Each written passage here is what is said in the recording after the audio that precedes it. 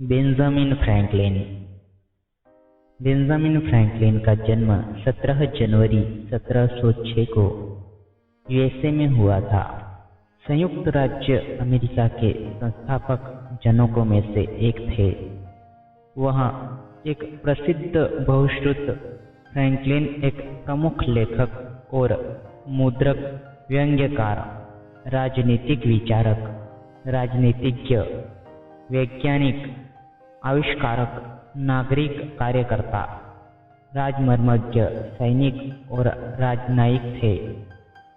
एक वैज्ञानिक के रूप में बिजली के संबंध में अपनी खोजों और सिद्धांतों के लिए वे प्रबोधन और भौतिक विज्ञान के इतिहास में एक प्रमुख शख्सियत रहे। उन्होंने बिजली की छड़, बायफोकल्स, फ्रैंकलिन स्टाव, एक गाड़ी के ओडोमीटर और ग्लास यानी कि आर्मेनिका का आविष्कार किया था। आइए सुनते हैं इस महान व्यक्तित्व के अनमोल विचार। एक मकान तब तक घर नहीं बन सकता जब तक उसमें दिमाग और शरीर दोनों के लिए भोजन और आग न हो।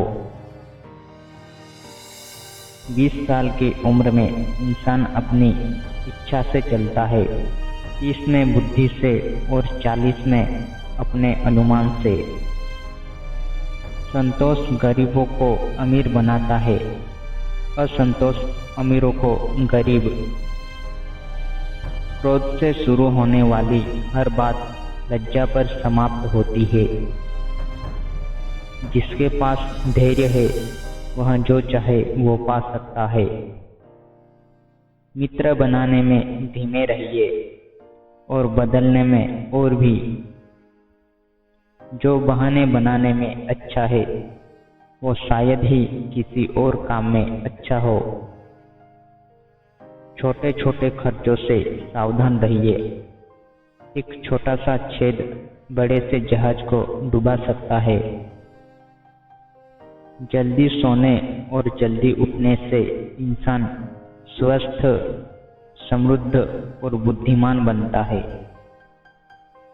अज्ञानी होना उतनी ही शर्म की बात नहीं है जितना कि सीखने की इच्छा न रखना।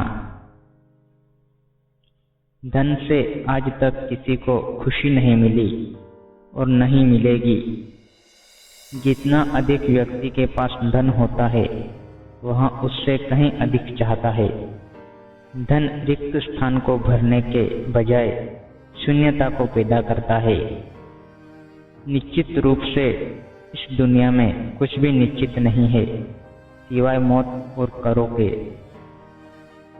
तैयारी करने में फेल होने का अर्थ है फेल होने के लिए तैयारी करना।